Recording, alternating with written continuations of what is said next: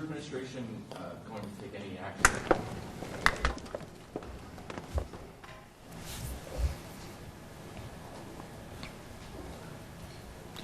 Thank you very much. It's a great honor to have some of the true leaders in our country of law enforcement, and that's what they've done. They've enforced the laws. They've done a fantastic job of it. We have among the best numbers we've ever had in terms of recorded history, certainly, but this has been a very strong year for less crime. Let's put it that way, less crime. And there's a reason for less crime. That's because we have great law enforcement. I'm very proud of them. There won't be defunding. There won't be dismantling of our police. And there's not going to be any disbanding of our police. Our police have been letting us live in peace, and we want to make sure we don't have any bad actors in there. And sometimes you'll see some horrible things like we witnessed recently, but 99, I say 99.9, but let's go with 99% of them are great, great people, and they've done jobs that are record-setting. So our crime statistics are at a level that they haven't been at. And I just want to go around the room and just ask each one of the folks to say hello and tell a little bit about themselves and the success they've had, and then we're going to go and have a meeting as to where we go from here. Okay? Thank you. Please. Mr. President, thank you for allowing us to come today and talk about something like Press that button, yeah. So, thank you for hosting this meeting and the ability to be able to talk about some very important things to law enforcement. This last year has been very trying to law enforcement. My name is Patrick Hughes. I'm the National President of Fraternal Order Police. In the last year, actually the last few months, we've dealt with COVID. We've lost 117 officers across this country who have been exposed to COVID, and I thank you for your leadership in recognizing there's not a single thing in the law enforcement profession when we were trying to bring hope to our communities during this pandemic that we did not receive some great assistance from your administration. So thank you for that support. But we're dealing with another crisis now, a crisis that's really pushing us to our limits. I don't know a law enforcement officer across this country who is not just appalled by the incident that occurred in Minneapolis. But that one incident certainly doesn't reflect on the 800,000 men and women across this country that go to work every single day and try and make their communities better. So thank you for the chance to have dialogue. Looking at us as a profession, we recognize that it's time for us to have some good, deep discussion and look within and find ways to improve the criminal justice system, and I stand here to tell you that we want to sit at the table and have that discussion. So thank you for hosting this meeting. Thank you, Patrick, very much. I appreciate it. Ashley, please. Mr. President, thank you so much for hosting this meeting.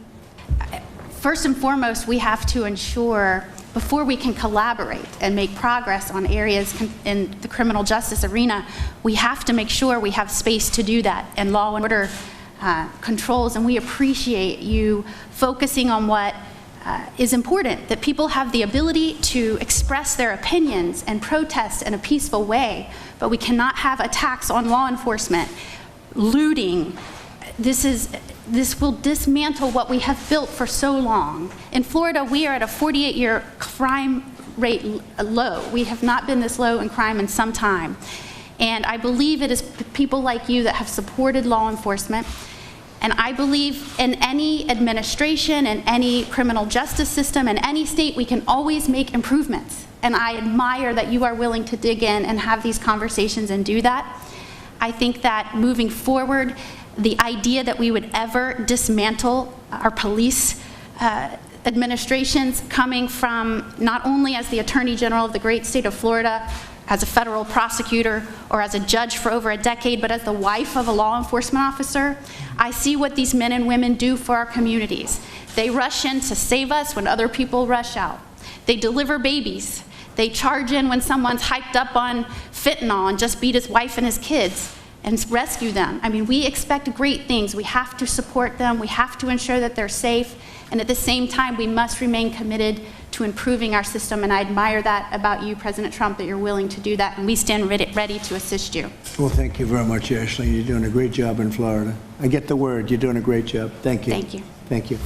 Please. Thank you, Mr. President, and staff here at the White House for hosting this meeting. My name is Rob Pride. I'm the National Chairman of Trustees for the Fraternal Order of Police. And I'm also here today as a sergeant working the streets during this time of crisis in our nation. And the reason I'm so happy to be here today to represent the rank and file is because, number one, it is important for everybody to know that there is not one law enforcement officer in the country that I've spoken to with friends and colleagues from all over the country that looked at this horrific incident and remotely thought that there was anything right about it. The great vast majority of men and women in law enforcement are appalled by what happened. But that vast majority is also, as the President has always said, already said, those are the good men and women of law enforcement who work hard every day to make their community safe. And on behalf of that rank and file, we applaud this meeting and we're glad to be here because there's no doubt in anybody's mind, as General Moody already said, that there's room for improvement, and we know that. And we're happy to be at the table, and we're happy to welcome that input and do what we can to be better police in this country, better police for our citizens and our communities. And we're happy to be a part of this conversation, and that's why we're here. So thank you. Great job, I very Rob. much appreciate it. Thank you, Rob. Great job. Thank you. We've known each other a long time now. Really good. Jared, please. Thank you, Mr. President, and thank you all for joining. We've really, over the last 3.5 years, have had the opportunity to grow very close with law enforcement. We worked very closely together to bring forward to this country criminal justice reform. The law enforcement community heard the cries from the community, saw the injustices in the system that needed to be fixed, and they responded by coming together to fix it, and it's been a great partnership to do that. Those reforms make our communities safer and have made our system fairer, and that's the type of action that we've been able to accomplish by working together. So what we've seen in the past is that the meetings together and the work together doesn't just result in reports and in nice talking points. It actually results in progress and actual policies that make people's lives better and make communities safer. So it's an honor to work together, and hopefully at this time where there's a lot of people in the country who are feeling different pain and feeling different concerns, law enforcement can be a leader in coming together and helping us work towards bringing solutions that could bring this country forward. So thank you very much for the partnership. Thank you, Jared. Thank you. My star. Thanks so much, Mr. President. And thank you to all the law enforcement individuals in the room and for the work that you do on a daily basis. You know, when I saw what happened with George Floyd, it really made my heart sunk. It hit me to my core, as well as a lot of the other lives that have been lost. You know, as an African American, you know, I live in Southeast DC and live in a paradox where, you know, my wife is sometimes scared to walk the streets by herself. And but then in the same vein, as an individual, I've also had the fear of being in certain neighborhoods or driving certain types of cars as an African American, just because of my relationship with the police. And there's a lot of African American males across the country that have stories like that they can share. But I think law enforcement is there to kind of thread that needle and help us and protect us and not to be demonized. And it's been very, very tough to see what happened and what's been impacting a lot of families across the country. But I think if we want real reform, like real reform that can change communities, it starts with law enforcement and partnering with them, not demonizing. Because I have a lot of law enforcement individuals in my life, and they're some of the greatest people I've ever met. And we can't let some bad apples represent something that's a core of any community. And so we look forward to continuing to partner with you all to find solutions, because that's one thing I've learned with working under President Trump's leadership, that we're not just about talk, we're about action. And communities leading on your leadership, sir, for you to take action, and it's been an honor to serve, and I look forward to the discussion. Great to have you with us. Great job you're doing, too. Thank you. Please, Chief. Good afternoon, Mr. President, Mr. Vice President. Again, thank you for putting this important meeting together, probably one of the most important meetings in our profession in my 43 years as a law enforcement officer. And you know, I won't echo some of the things that have been said about the horrific incident that brought us here today, but what I will say is this. What it's going to take to make the appropriate changes in law enforcement is courageous leadership. And there are countless courageous leaders in law enforcement across this nation that are willing to step up to the plate and look at new ideas to make our profession better and how we connect with our community. And I think one of the most important things, Mr. President, that you have done is you've listened to IACP and something we've wanted and asked for 2 decades, and that's a National Commission on Law Enforcement and Administration of Justice. And I want to thank you for establishing that, because now more than ever, that commission is incredibly important. So thank you. That's great. Thank you very much. Mr. VP, please. Thank you, Mr. President, and we're here to listen. I want to thank the Attorney Generals who are here, but most especially Sergeant, Chief, others, thank you. Thanks for what you represent, which is really the best of America. I told Chief Cass Stevens that my uncle was a police officer in Chicago for 25 years. And I grew up with my 3 brothers and 2 sisters with great memories of visiting my grandparents in Chicago, seeing my uncle in his uniform, seeing him walk out the door, put his life on the line to protect and serve. And I want to promise you that you have a president, you have an administration that is always going to stand with men and women who serve and at great risk and great sacrifice protect our communities. I'm also, though, very grateful, Mr. President, to hear this afternoon a desire to have a conversation about how we can improve. As Jared just shared a moment ago, this president's already demonstrated his willingness to improve our justice system in this country, passing historic criminal justice reform. And I want to express my appreciation to the law enforcement officials who are here at this table today, who were with us when we brought that bipartisan legislation forward, Mr. President, at your direction.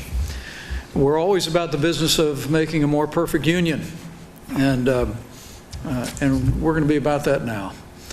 In the wake of the tragic event of now almost 2 weeks ago, we want to hear from you about how we can improve, but improve in a way that builds on that foundation of really the finest men and women in our country, the bravest men and women in our country, the men and women of law enforcement. How we make sure that the men and women who dedicate their lives to law enforcement, who take risks every single day to keep our communities safe, are properly supported, and that the resources from the federal government, the support from state and local authorities is going to continue to hold up those honorable men and women who serve and protect every day. So thank you, Mr. President, and thank you to all of those who are here.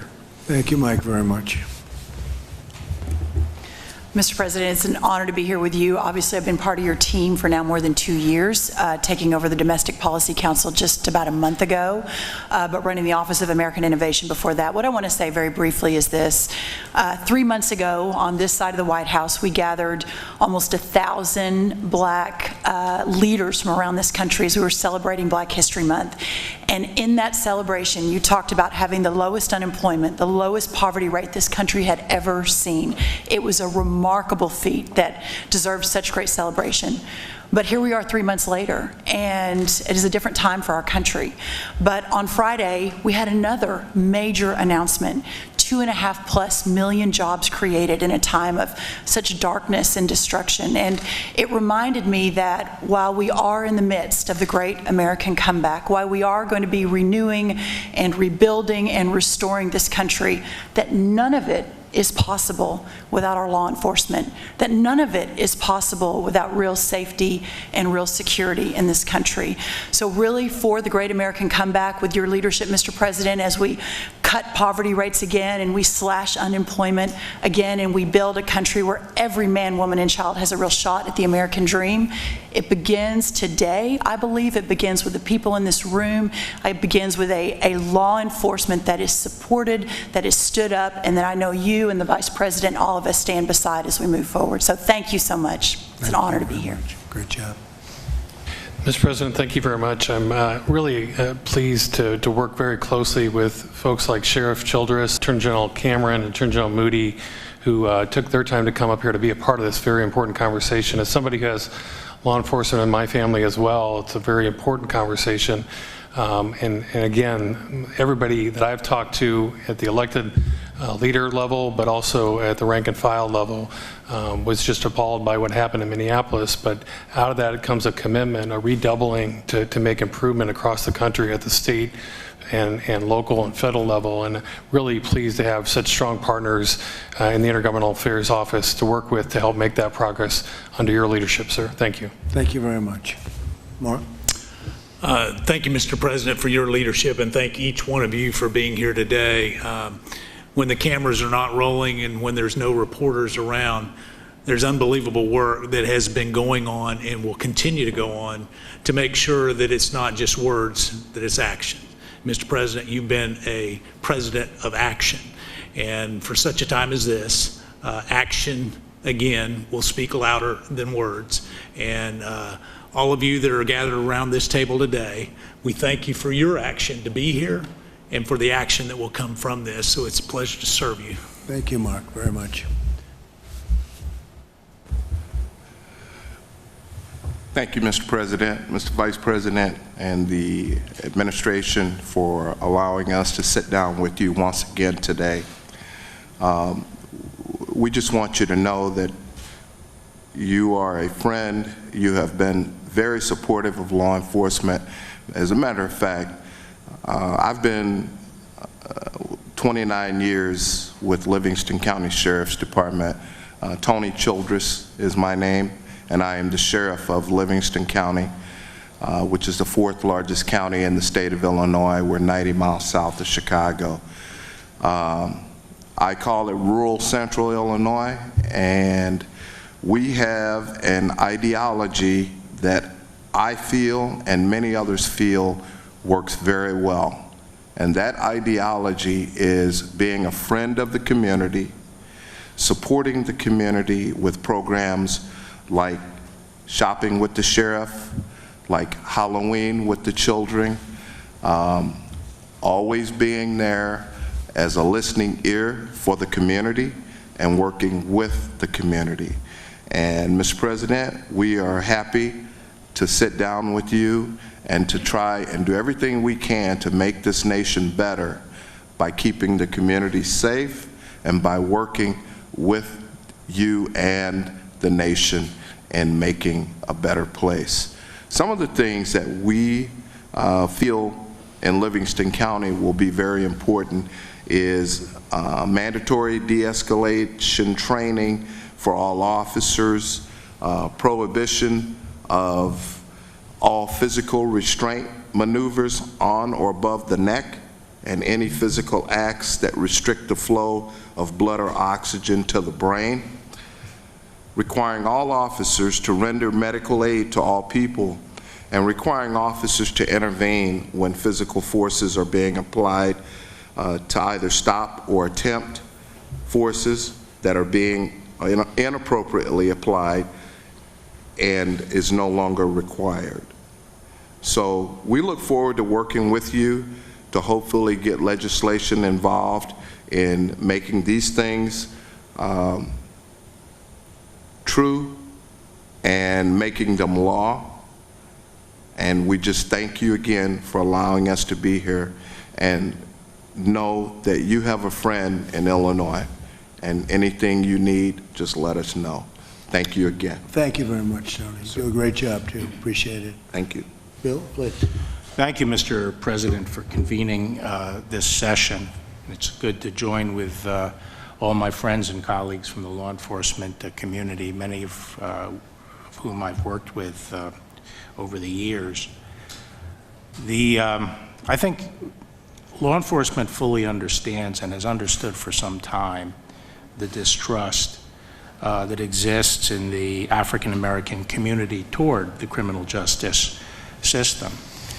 And as I've been reflecting on this over the past few days and weeks, it struck me that for most of our history, in fact, maybe just up to 60 years ago, the law was explicitly discriminatory and did not provide equal protection. It's only been since the early 60s that our law has actually provided equal protection to African Americans. And what we've had over the past 50 years or so is reform of our institutions so that they reflect those values, the values upon which our country was founded. And some institutions, such as the military, have done an excellent job of reforming. And law enforcement has too. That's one thing I understand from being Attorney General 30 years ago. And what makes me very optimistic today is that the law enforcement leaders that we deal with, and you all know this, no one is more committed to reforming the criminal justice system and the profession of policing today. And there hasn't been a president recently who has been more committed. He didn't require the crisis we have today to get started with the First Step Act and with establishing a commission which has been looking at the very issues we're dealing with today. And I know there's a lot of interest among police leaders for clarity and guidance on the use of force and some of the issues you were just talking about, Sheriff. Making sure the standards are out there, making sure they are trained, and making sure they are adhered to. And we're looking forward to working with you to get that done. The time for waiting is over. It's now incumbent on us to bring good out of bad. And we can do it, and the commitment is there in law enforcement to do it, so let's get it done. Finally, just let me say that the other aspect of this is the rule of law and the need for law and order. Above the Department of Justice's main entrance is the Latin phrase that from law and order, everything else comes. It's the foundation of civilization. And we have to make sure, it's our responsibility to make sure that our country is ruled by law and not by violence. Thank you, Bill. Well said. Thank you very much. And Daniel, I got to know Daniel in Kentucky. He is a superstar in the making, if he's not already a superstar, but he had an incredible race, and we watched it together, and congratulations on that. That was some evening, right? Thank you, Mr. President. It was, and obviously was grateful for your support and grateful for your leadership on this current issue. We obviously have had the challenges with COVID-19, and now we are starting to see civil unrest in our society as it relates to some of the challenges that, frankly, black and brown communities have had, as General Barr so eloquently stated it. We have a responsibility in this room with all of our law enforcement partners to look for ways as we move forward to do it better, to become better citizens, to become better neighbors. And I'm so thankful for the men and women of our law enforcement community that recognize the importance and sincerity of that need and have the interest not only to protect and serve, but also to demonstrate understanding of the challenges and look for ways to heal the fabric of this nation. We, as General Barr said, cannot allow for chaos in our streets. We can allow for peaceful protest, but we cannot allow for chaos. We cannot allow for violence. Those in this room that know that, those that have been peacefully protesting know that. But our challenge today is how can we move together to better our communities, to better our society in a meaningful way. I'm honored to be a part of that discussion as somebody from the Commonwealth of Kentucky who represents Kentucky and understands some of the civil unrest that we are seeing there. So I appreciate you assembling this roundtable. I appreciate all of you all that are here to be a part of this conversation, and I look forward to working with you all and collaborating to better our communities and our society. Thank you very much. Thank you, Dan. I'm proud of you. So it's very interesting because I just see in some of the papers they want to end the police department, quote, end the police department in Minneapolis. End it. What does that mean, end it? They had a couple of very rough nights, and they had a third night which was not good. They abandoned their police precinct, something I've never seen before. You had a mayor that asked them to abandon, and now they've abandoned the mayor, it looks like. Very the opposite of far thinking. You know, you say far thinking, is that far thinking? So they had 3 really bad nights, and then I insisted on bringing in the National Guard, and all of a sudden it was like magic. It was in good shape. They helped with the police, but the police were told to leave their posts. Nobody's ever seen anything like that. But we insisted on having protection for that great city or that great state. A great state, Minnesota. What a horrible thing. That's where it started, and we ended very strong there once we got involved. We got involved right from the White House, and we weren't going to let that happen to that city or that state. And I think a lot of people took notice. The police are doing an incredible job. As I said, their records are being broken in terms of lack of crime. We had a tremendous year, tremendous 12 months, a tremendous 36 months, I think you can say, during the term. Then you add 6 months to that. 3.5 years, it's gone by very quickly, but we've had a tremendous record on crime. And we're going to work, and we're going to talk about ideas how we can do it better and how we can do it, if possible, in a much more gentle fashion. A thing like happened should never have happened, and plenty of things shouldn't have happened. But we can't give up the finest law enforcement anywhere in the world. There's nothing like it. Few people, few countries have our record, and I'm talking about the positive record. So we're going to be discussing some ideas and some concepts and some things, but we won't be defunding our police. We won't be dismantling our police. We won't be disbanding our police. We won't be ending our police force in a city. I guess you might have some cities that want to try, but it's going to be very sad situation if they did, because people aren't going to be protected. These people do a tremendous job of protecting the citizens of our country, and that's what they're paid for. But whether they were paid or not, that's what they do. And, you know, somebody put it very beautifully before, where they said they protect people, risk their own lives for people they've never seen before, people in many cases they don't know. You're protecting the lives of people you don't know. And it's an incredible thing. It's a great honor to be with you all. And we'll have a little discussion now. Thank you all very much for being here. Thank you.